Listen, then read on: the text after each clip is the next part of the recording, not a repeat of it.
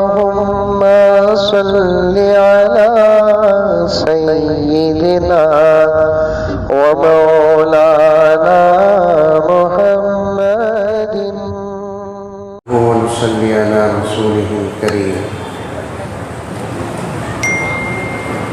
أما بعد فأعوذ بالله من الشيطان الرجيم. بسم الله الرحمن الرحيم.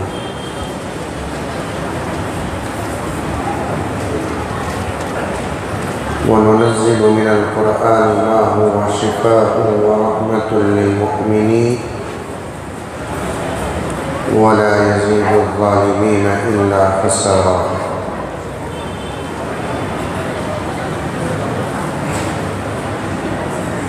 صدق الله مولانا العظيم.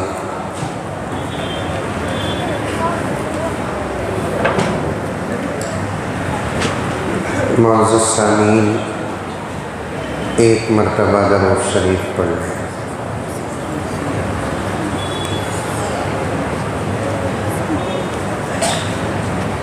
آیت الکرسی کی فضیلت اور اس کے متعلق احادیث ہمارے سامنے آ رہی ہیں۔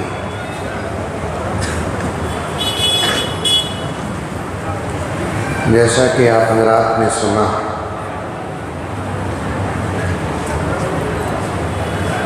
پورا قرآن پاک اللہ کا کلام ہے اور سراپا شفا ہے۔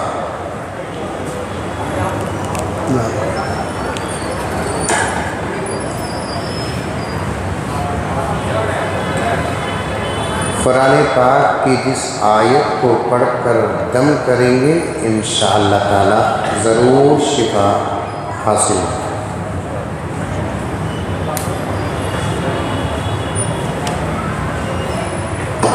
خود قرآن پاک فرماتا ہے، جزاک اللہ، وَنُنَزِّلُ مِنَ الْقُرْآنِ مَا هُوَ شِفَاءٌ وَرَحْمَةٌ لِلْمُؤْمِنِينَ۔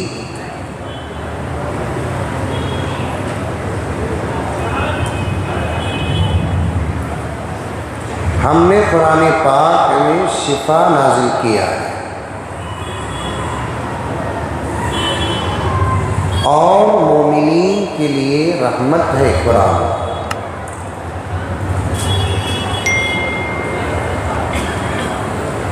وَلَا يَزِيدُ الظَّالِمِينَ إِلَّا خَسَارًا۔ ظالمین کے لیے یہ چیز تو بڑے نقصان کی بات ہے، کیونکہ ظالمین سے یہاں کافرین، مشرکین، مسلمانوں کے دشمن، ان کے لیے بڑے خسارے کی بات ہے، کیونکہ وہ چاہتے نہیں کہ ہم صحت مند رہیں، اور اللہ نے ہماری صحت کا بہترین انتظام کر دیا۔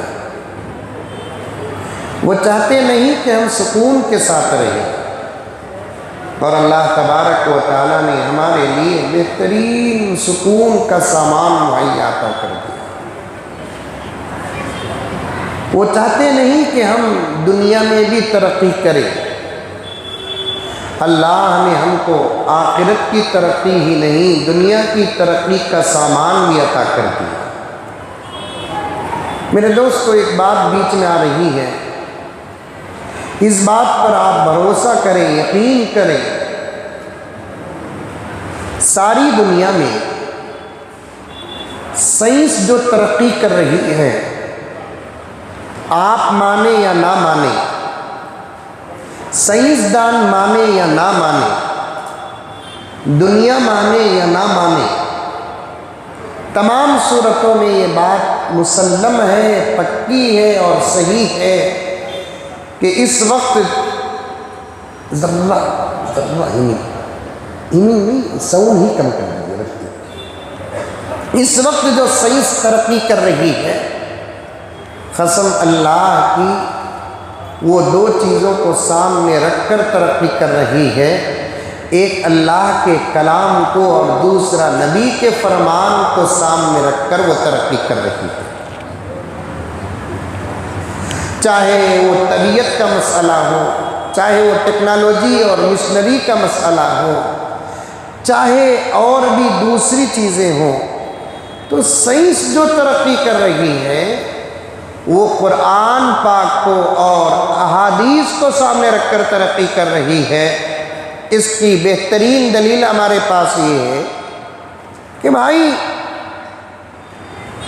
دنیا تو 1000-1500 سال پہلے کی نہیں ہے نا، لاکھوں ہزاروں سال پہلے سے دنیا ہے، اور سائنس پر ناز سب سے زیادہ عیسائیت کر رہے ہیں۔ توجہ کے ساتھ اس بات کو سنیں آپ حضرات، دنیا 1000-1500 سال پہلے کی نہیں ہے، وہ تو ہزاروں سال پہلے کی ہے، 10,000 سال، 20,000 سال۔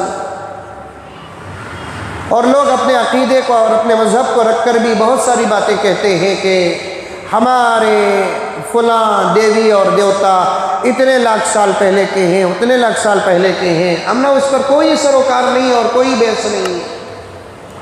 اپنا اپنا مذہب ہے، اپنے مذہب کے بارے میں تم جو عقیدہ رکھیں گے وہ تمہارے لیے صحیح ہے، ہمارے مذہب کے بارے میں ہمیں جو عقیدہ رکھیں گے وہ صحیح ہے۔ لیکن ایک نہ ایک دن اصلیت تو باہر آ جائے گی۔ یہ اللہ کا کرم ہے کہ اللہ تعالیٰ نے ہم کو ایمان کے ماحول میں پیدا کیا ہے، ایمان عطا کیا ہے، اسلام عطا کیا ہے۔ مرنے کے بعد دوبارہ اٹھائے جانے پر ہمارا ایمان ہے، اور حشر کے میدان پر حساب اور کتاب پر ہمارا ایمان ہے، اور یہ ہو کر رہے گا۔ اب تو دنیا کی عقل مند بھی اس بات کو تسلیم کر رہے ہیں۔ یہ ایک الگ بحث ہے، انشاءاللہ تعالیٰ پھر کبھی موقع ملے گا تو آپ کے سامنے عرض کروں گا۔ دنیا 1000-2000 سال پہلے کی نہیں ہے، ہزاروں سال پہلے کی ہے۔ اور ہمارے جو نبی ہیں، غور سے سننا نوجوان، آپ کو جا کر باہر بات کرنے کا موقع بھی مل سکتا ہے اور آسانی بھی ہوگی۔ اور ہمارے نبی حضرت محمد مصطفیٰ صلی اللہ علیہ وسلم نبیوں کی فہرست میں سب سے اخیر میں دنیا میں تشریف لائے۔ اللہ تعالیٰ سب سے پہلے پیدا کیا، لیکن سب سے اخیر میں اللہ تعالیٰ نے میرے نبی کو دنیا کے اندر بھیجا۔ میرے نبی کے بعد دنیا کے اندر کوئی نبی نہیں آیا۔ یہودی اس بات کو مانتے ہیں کہ تمہارے نبی سے پہلے ہمارے نبی موسیٰ علیہ السلام۔ یہودی کسے کہتے ہیں؟ جو موسیٰ علیہ السلام کو مانتے ہیں ان کو یہودی کہتے ہیں۔ میں بار بار آپ کی توجہ چاہتا ہوں، پوری توجہ کے ساتھ اس دلیل کو سننا اور سامنے والے کے سامنے آپ بات رکھنا۔ یہودی اسے کہتے ہیں جو موسیٰ علیہ السلام کو مانتے ہیں اور آج تک مان لے کر ہیں موسیٰ علیہ السلام کو، اور موسیٰ کے بعد انہوں نے کسی نبی کو نہیں مانا۔ عیسائی کسے کہتے ہیں؟ نصارہ کسے کہتے ہیں؟ عیسیٰ علیہ السلام کو مانتے ہیں، عیسیٰ کے بعد وہ ہمارے نبی کو نہیں مانتے۔ یہ اللہ کا کرم ہے کہ ہم لوگ ہمارے نبی کو بھی مانتے ہیں، اور ہمارے نبی سے پہلے جتنے انبیاء آئے ان کو بھی ہم لوگ مانتے ہیں الحمدللہ۔ جن نبیوں کا نام ہم کو معلوم ان نبیوں کو بھی ہم مانتے ہیں، جن نبیوں کو ہم جانتے نہیں، مانتے نہیں، جن کا نام نہیں ہے، ہم ان نبیوں کو بھی مانتے ہیں، کیونکہ ہمارے عقیدے میں یہ بات داخل ہے کہ ہم 1 یا 2 یا 4 یا 10 یا 15 نبی کو نہیں ماننا۔ اللہ تعالیٰ جتنے انبیاء کو دنیا میں نازل کیا ہے ان تمام نبیوں کو ہم مانیں گے۔ کسی آدمی کے نبی ہونے کی دلیل ہو، کسی شخص کے نبی ہونے کا ثبوت ہو اور وہ سچا نبی ہے، خدا نخواستہ ہم ہمارے نبی کو مانتے ہوئے اس نبی کا انکار کریں گے تب بھی ایمان سے باہر ہو جائیں گے۔ آئی بات سمجھ میں؟ ارے آئی نہیں؟ اللہ کو مان رہے ہیں، نبی پاک صلی اللہ علیہ وسلم ہمارے نبی محمد رسول اللہ صلی اللہ علیہ وسلم کو مان رہے ہیں، قرآن پاک کو مان رہے ہیں، جنت کو مان رہے ہیں، جہنم کو مان رہے ہیں، ملائکہ کو مان رہے ہیں، آسمان کی تمام کتابوں کو مان رہے ہیں، نماز کو مان رہے ہیں، روزے کو مان رہے ہیں، زکوٰۃ کو مان رہے ہیں، حج کو مان رہے ہیں، تمام شریعت کو مان رہے ہیں، لیکن کسی شخص کے نبی ہونے کا ثبوت ہو پکا اور ہم اس کو کہتے ہیں کہ تو اللہ کا نبی نہیں ہے، العیاذ باللہ، تو اتنی چیزوں کو ماننے کے باوجود اس ایک نبی کے انکار کرنے کی وجہ سے ایمان سے باہر ہو جائے گا۔ आमन्तु बिल्लाहि व मलाइकतिहि व कुतुबिहि व रुसुलिहि।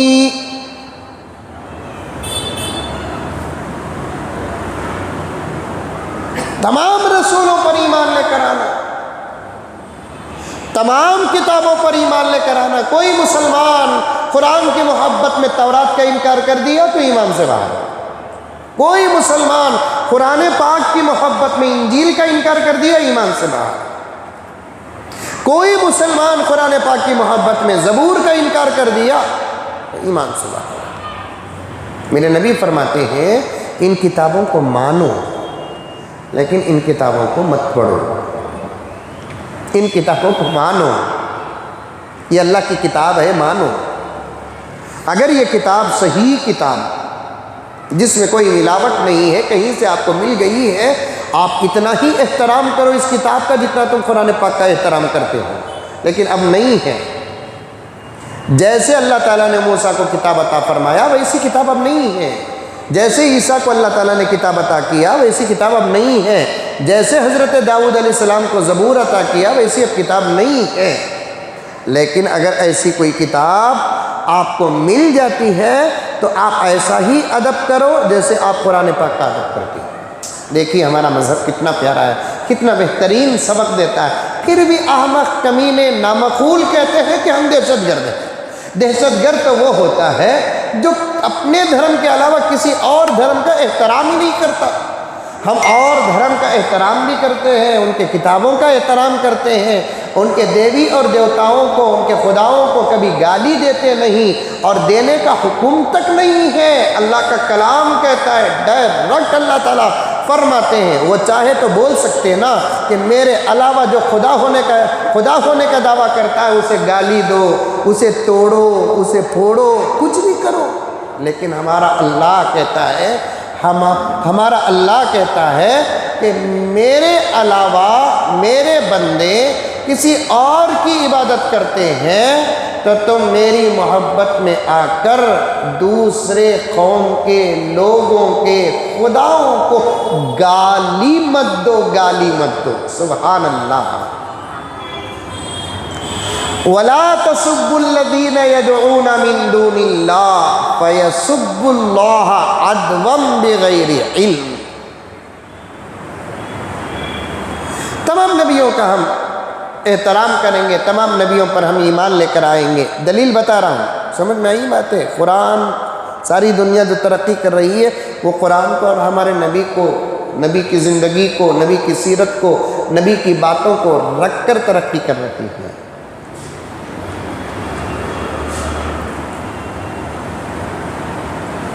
अगयार हमारी मजबूरी है, हमारी कम अकली है, हमारे पास सब रहकर भी हम दूसरों के तरीक़े पर अमल करते हैं और दूसरे हमारे कुरान और हदीस से फ़ायदा हासिल कर रहे हैं। शायर कहता है, अगयार से मांगते फिरते हो मिट्टी के चराग। अगयार से मांगते फिरते हो मिट्टी के चराग, अपने खुर्शीद पर डाल दिए साए तुमने। दूसरों से तुम रोशनी के लिए चरागे मांगते हो जबकि तुम्हारे पास तो सूरज है। सूरज, जिसके पास सूरज है वो दूसरों से मिट्टी के चराग मांगता है, तो इससे बड़ा अहमक और बेवकूफ़ कौन होगा? इससे बड़ा नादान कौन होगा? हमारे पास सूरज है, सूरज। इन्ना अरसलनाका शाहिदन व मुबश्शिरन व नज़ीरा व दाइयन इलल्लाहि बिइज़्निही व सिराजम मुनीरा। लोग मोहब्बत में मेरे नबी को चाँद कहते हैं। मौलाना ज़ियाउर रहमान फ़ारूक़ी रहमतुल्लाह अलैह फरमाते हैं, नबी को चाँद नहीं कहना, अल्लाह ने मेरे नबी को सूरज कहा है। क्यों कहा है सूरज? नबी को चाँद क्यों नहीं कहना, सूरज क्यों कहना? क्योंकि चाँद की रोशनी ज़ाती नहीं होती, सूरज की रोशनी ज़ाती होती है। चाँद चमकने के लिए सूरज से रोशनी लेकर रोशन होता है। मेरा नबी चमकने के लिए किसी से रोशनी नहीं लेता, उसकी चमक उसकी ज़ाती है जो डायरेक्ट अल्लाह ने अता किया है। अल्लाह वालों की बातें देखो। اور چاند 2 ٹکڑے ہوا، سورج 2 ٹکڑے نہیں ہوا۔ چاند 2 ٹکڑے ہوا، سورج نہیں۔ ہمارے پاس سورج ہے، سورج جو طلوع نہ ہوتے دنیا اندھیری۔ ہمارے قرآن سے، ہمارے نبی کے احادیث سے ساری دنیا فائدہ حاصل کر رہی ہے، اور ہم دوسروں کے طریقے پر عمل کرتے ہیں، دوسروں کے طریقے پر عمل کرتے ہیں۔ دوسروں کا کھانے کا طریقہ ہم کو پسند آتا ہے، دوسروں کے پہننے کا طریقہ ہم کو پسند آتا ہے، دوسروں کے بات کرنے کا انداز ہمیں پسند آتا ہے۔ آج کی تلاوت میں آئی نہیں بات؟ سنے کہ نہیں سنے؟ آیت آئی نہیں؟ 2 زبردست آیتیں آئیں جن کو سننے کا بار بار آپ کو موقع ملتا ہے۔ ایک، اللہ کے نبی سے محبت کا ثبوت کیا ہے، دوسرا اللہ کے نبی کیا ہے ہمارے حق میں۔ قُلْ إِن كُنتُمْ تُحِبُّونَ اللَّهَ فَاتَّبِعُونِي يُحْبِبْكُمُ اللَّهُ وَيَغْفِرْ لَكُمْ ذُنُوبَكُمْ۔ میرے نبی کی اتباع کرو، اللہ فرماتا ہے میرے سے اگر تم کو محبت ہے تو تم میرے نبی کے طریقے پر عمل کرو، کیونکہ میرا پسندیدہ طریقہ میں نے میرے نبی کے اوپر نازل کر دیا۔ اس کے کھانے کا طریقہ میں نے اسے سکھایا ہے، اس کے پینے کا طریقہ میں نے اسے سکھایا ہے، اس کے اٹھنے اور بیٹھنے کا طریقہ میں نے اسے سکھایا ہے۔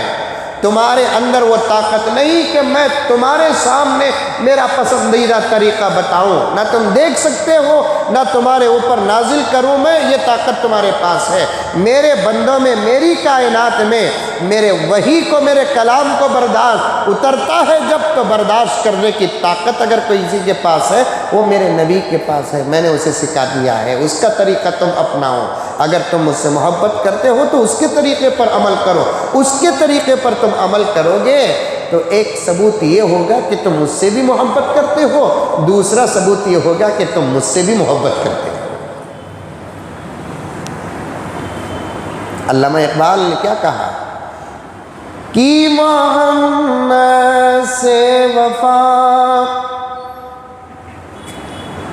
کی محمد سے وفا تو نے تو ہم تیرے ہیں، یہ جہاں چیز ہے کیا، لوح قلم تیرے ہیں۔ انور شاہ کشمیری فرماتے ہیں اگر علامہ اقبال کی مغفرت کا فیصلہ خدا کرے تو صرف اس ایک شعر کے بدلے میں کر دے گا۔ سبحان اللہ۔ انور شاہ کشمیری کا اور علامہ اقبال کا دونوں کا ایک زمانہ تھا۔ علامہ اقبال بیچ میں ذرا پچھل گئے، عقیدے کے اعتبار سے پچھل گئے۔ علامہ اقبال فرماتے ہیں اللہ کا رحم مجھ پر انور شاہ کشمیری کی شکل پر آیا۔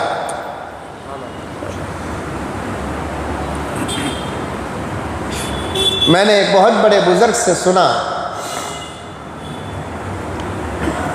2 آدمیوں کی صورتوں کو دیکھ کر دھوکہ نہ کھاؤ، ان کی صورتیں تھی کچھ لیکن وہ تھے کچھ۔ سمجھ میں آ رہی ہے بات؟ ارے آ رہی ہے نہیں یار، بات لمبی ہو رہی ہے، تم لگا سوچ رہی آج کیا کہ حضرت افطار زبردست کرے رنگے۔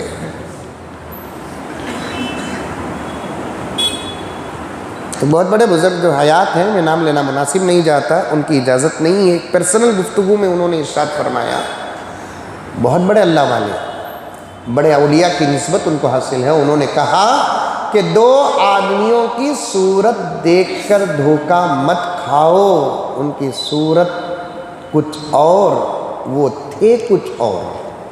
ایک علامہ اقبال، ایک جنرل ضیاء الحق۔ پڑوسی ملک کے ایک پریزیڈنٹ جو گزرے ہیں جنرل ضیاء الحق، یہ صورتوں میں تو ان کے چہروں میں داڑھی نہیں تھی، لوگ ان کی صورت کو دیکھ کر دھوکہ کھا جاتے ہیں، اس کے چہرے میں داڑھی نہیں ہے، یہ اللہ کا ولی کیسے ہو سکتا ہے؟ یقینی بات ہے یہ، لیکن کچھ لوگ مستثنیٰ ہوتے ہیں، لاکھوں میں ایک دو آدمی، ان کے لیے حکم کچھ اور ہوتا ہے۔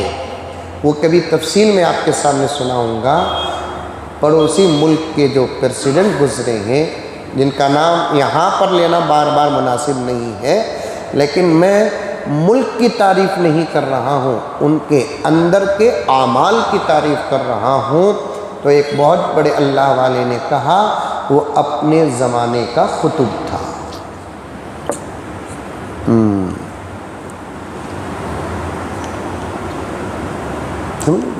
کئی مرتبہ خواب میں اللہ کے نبی کی زیارت نصیب ہوئی ہے، اور اللہ کے نبی کی زیارت کئی مرتبہ خواب میں اللہ کے نبی کی زیارت ہوئی ہے، اور اللہ کے نبی کی زیارت ہر کسی کو نہیں ہوتی، جو ولی ہوتا ہے اسی کو ہوتی ہے۔ یا تو پہلے ولی بن جائے بعد میں زیارت ہوگی، یا نہیں تو زیارت کے صدقے میں وہ ولی ہو جاتا ہے۔ سمجھ میں آ رہی ہے؟ ارے آ رہی نہیں آ رہی؟ یا تو وہ اللہ کا ولی ہوگا پہلے ہی سے، مجاہدے کر کے اللہ نے ان کو ولایت عطا کر دیا، اور پیارے آقا صلی اللہ علیہ وسلم کو دیکھنے کی ان کے پاس طاقت ہے، یا نہیں گنہگار رہے گا، لیکن نبی کی زیارت کے صدقے میں اللہ اسے ولی بنا دیتے ہیں۔ جو گنہگار خواب میں نبی کو دیکھے اور وہ اپنی زندگی کو نہ بدلے، تو پھر وہ اپنے خواب کے بیان کرنے میں جھوٹا ہے۔ نبی کو خواب میں دیکھنے کا دعویٰ کرتا ہے، لیکن اس کے اندر نماز نہیں، تو جھوٹا ہے وہ۔ نبی کو خواب میں دیکھنے کا دعویٰ کرتا ہے، وہ حرام سے بچتا نہیں، تو وہ اپنے خواب میں جھوٹا ہے، صرف لوگوں کے درمیان میں عزت حاصل کرنے کے لیے ایک خواب بیان کر رہا ہے۔ اگر وہ خواب میں نبی کو دیکھا ہوتا تو پھر اس کی زندگی بدل جاتی۔ کافروں نے خواب میں دیکھا ہے حضور کو، مشرکوں نے خواب میں دیکھا ہے نبی کو، یہود و نصارہ نے خواب میں دیکھا ہے نبی کو۔ جس رات انہوں نے خواب دیکھا، ان کے کفر کی وہ آخری رات تھی، صبح اٹھتے ہی وہ کلمہ پڑھ لیے۔ جس رات انہوں نے خواب میں نبی کو دیکھا، وہ رات ان کے شرک کی اور ان کی یہودیت اور عیسائیت کی مذہب میں رہنے کی آخری رات ہوتی ہے۔ صبح کو اٹھتے، بعض ایسے عیسائی یہودی تو ایسے تھے، خدا کی قسم، خواب میں نبی نے ان کو کلمہ پڑھایا۔ میرے پاس ایک مستقل کتاب ہے، زیارت رسول صلی اللہ علیہ وسلم کے عنوان پر، پڑھتا ہوں تو بہت تعجب ہوتا ہے، بہت تعجب ہوتا ہے۔ موقع بیچ میں اگر مل جائے تو انشاءاللہ تعالیٰ آپ کے سامنے عرض کروں گا۔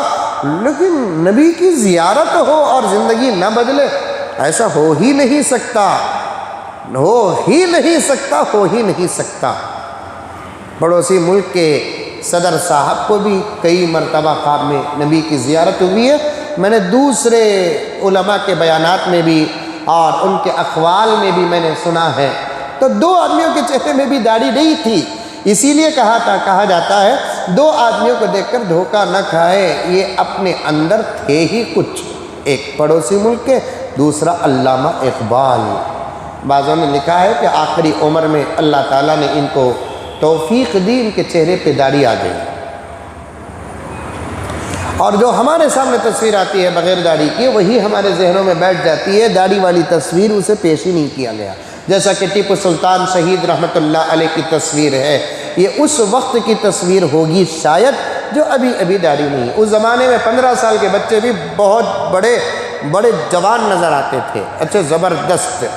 ابھی 200-300 سال پہلے ٹیپو سلطان کا زمانہ، 200-300 سال تو دور کی بات ہے، ابھی 60-70 سال پہلے بھی الحمدللہ جسامت ایسی تھی کہ 15-16 سال کا نوجوان 30-35 سال کا نظر آتا تھا، 30-35-40 سال کا نوجوان یہ بڑے۔ میرے ایک ماموں تھے، بلکہ 2 ماموں بھی الحمدللہ، ایک عالم تھے، ایک تاجر تھے، یہ بڑے زبردست۔ پہلے زمانے کے لوگ برابر ویسے تھے، بلکہ ہمارے دور میں بھی 7th اسٹینڈرڈ یا SSC پڑھنے والے بچے نوجوان بڑے نظر آتے تھے۔ اب اتنا چیتا پوٹا رہتا، کیا پاٹا کا تو 10th کا تھا، اتنا جیتا ہے. اصل میں انہوں بھی بڑھنا تھا. سوچو ان کو کتابوں کی بیاگ اتنی وزن دے ڈالے کہ وہ اٹھا اٹھا اٹھا کو انہوں بڑھنے کا گھٹ گیا. 15 کلو کی 20 کلو کی بیاگ رہتی گئی. وہ کمثل الحمار یحمل اسفارا کا قصہ ہو گیا. ٹیپو سلطان سعید رحمۃ اللہ علیہ کے چہرے میں بھی داڑھی تھی. 100% داڑھی. سیرت میں لکھا ہے کہ زندگی میں کبھی حضرت ٹیپو سلطان نے چہرے میں وسطرہ تک نہیں لگایا. بار بار منڈا کر بعد میں تقوی نصیب ہوا, ہدایت نصیب ہوئی تو تب تک نہیں لگایا ہی نہیں. جمال داڑھی تھی حضرت کی. علماء دیوبند کون, ایک چھوٹی سی کتاب ہے حضرت مولانا ضیاء الرحمن فاروقی رحمۃ اللہ علیہ, وہ بڑی زبردست کتاب ہے, چھوٹی سی کتاب, پڑھنے میں بڑا مزہ آتا ہے. اس میں لکھے ہیں کہ حضرت سلطان کے چہرے میں داڑھی تھی. اور ایک جگہ پر لکھا ہے حضرت مولانا حسین احمد مدنی رحمۃ اللہ علیہ جب ایک مرتبہ بنگلور تشریف لائے تو حضرت کو خواہش ہوئی کہ سلطان کے مزار پر حاضری دے, زیارت کرے. تو یہاں کے جو ذمہ دار تھے حضرت کو لے کر گئے تو سلطان کے مزار پر حضرت حسین احمد مدنی رحمۃ اللہ علیہ اتنے ادب کے ساتھ حاضری دیے, اللہ اکبر, بیان سے باہر حضرت کا ادب, بالکل خاموش, آہستہ, سر نیچے, آنکھوں میں آنسو.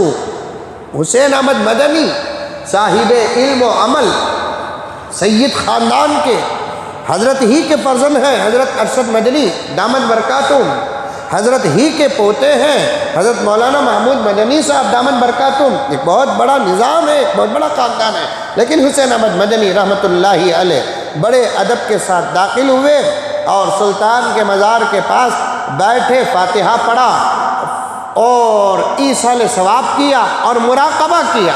مراقبہ کسے کہتے ہیں؟ توجہ ڈالنا. توجہ ڈالیں گے تو بہت ساری چیزیں ایسی نظر آتی ہیں کہ وہ چیزیں ہم کو نظر نہیں آتی. مراقبہ, تمام سلسلوں کے اندر مراقبہ ایک کورس ہوتا ہے.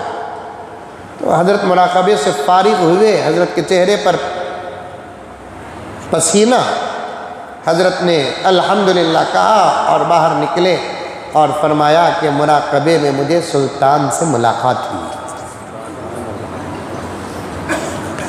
مراقبے میں مجھے سلطان سے ملاقات ہوئی اور بہت دیر تک بات ہوئی اور الحمدللہ میں نے سلطان کو اس حالت میں دیکھا کہ ان کے چہرے پر ایک مشت داڑھی. تصویروں پہ بھروسہ مت کرو. کئی تصویریں آنے والی نسلوں کے دماغ خراب کرنے کے لیے پہلے ہی سے خراب کر دیے گئے ہیں. آج ہمارے ملک میں جو ہو رہا ہے یہ 6-7 سال کی محنت کا نتیجہ نہیں دشمنوں کے. آج ہمارے ملک میں جو ہو رہا ہے 100 سال کی محنت کا نتیجہ وہ لوگ پا رہے ہیں. زبردست پلان کے ساتھ نسل در نسل نصاب اور سلیبس دیتے دیتے ملک کو یہاں تک لا کر پہنچائے ہیں. 2-4 سال کی محنت کے بعد ان کو یہ راستے نہیں ملے, یہ پاور نہیں ملا, یہ طاقت نہیں ملی, 100 سال کی محنت کے بعد ملی. اور ہمیں چاہ رہے ہیں کہ آج کوشش کریں اور کل ہم لوگ کامیاب ہو جائے. یہ دیوانہ پن تو سر چڑھ کر بول رہا ہے. میرے حال علامہ اقبال کا چہرہ زبردست, حضرت انور شاہ کشمیری سے بڑا گہرا تعلق تھا, مرید تھے انور شاہ کشمیری رحمۃ اللہ علیہ کے حضرت علامہ اقبال. اور علامہ اقبال تو شاعر مشرق تھے, شاعر مشرق. مشرق بولے تو یہ دنیا میں مشرق کے علاقے میں جتنے ممالک آتے ہیں ان کو مشرق کہتے ہیں. جیسے ہندوستان, پاکستان, سری لنکا, بنگلہ دیش, یہ سب ہے نا, یہ تمام چیزیں دنیا کے مشرق کی طرف آتے ہیں. تو یہ اور امریکہ, نیوزی لینڈ وغیرہ سب مغرب کی طرف آتے ہیں. تو مشرق کا زبردست شاعر اردو زبان کا علامہ اقبال تھے. اور شکوہ جواب شکوہ انہوں نے لکھا اور جواب شکوہ میں انہوں نے آخری شعر یہی لکھا کہ محمد سے وفا تو نے تو ہم تیرے ہیں، یہ جہاں چیز ہے کیا لوح و قلم تیرے ہیں۔ انور شاہ کشمیری فرماتے ہیں کہ اگر اللہ تعالیٰ علامہ اقبال کی مغفرت کے فرما دے تو اس شعر پر مغفرت فرما دے گا۔ کیا فرماتے ہیں؟ اللہ کی طرف سے علامہ اقبال نے یہ شعر بانا، اگر تم محمد کی وفا کرو گے، محمد کی اتباع کرو گے، محمد کی اطاعت کرو گے، اللہ یہ نہیں کہتا کہ تم میرے ہو۔ عزیز توجہ سے سننا، اللہ یہ نہیں کہتے کہ اگر تم اے بندو تم اگر نبی کی اتباع کرو گے، نبی کے ساتھ وفا کرو گے تو تم میرے ہیں، یہ نہیں کہہ رہا ہے اللہ تعالیٰ، بلکہ اللہ کہتا ہے کہ تم نبی کی اتباع کرو گے تو میں تمہارا ہوں، میں تمہارا ہوں۔ ہمارا اللہ کا بننا ایک الگ چیز ہے، اللہ کا ہمارا بننا ایک الگ چیز ہے۔ کہ محمد سے وفا تو نے تو ہم تیرے ہیں، یہ جہاں چیز ہے کیا لوح و قلم تیرے ہیں۔ یہ دنیا کیا ہے؟ فنا ہونے والی چیز۔ تمہاری تقدیر میں نے جس سلیٹ پر لکھا ہے، اگر تم محمد کے ہو جاؤ تو اللہ فرماتے ہیں پھر سے سلیٹ کو صاف کر کے، کاپی کو صاف کر کے ہم تمہارے ہاتھ میں دے دیں گے، تم اپنی مرضی کی تقدیر بنا دینا، ہم پاس کر دیں گے انشاءاللہ تعالی۔ بقیہ باتیں ذہن میں رکھو، آئندہ آپ کے سامنے آئیں گی۔ اللہ مجھے اور آپ کو سب کو عمل کرنے کی توفیق عطا فرمائے۔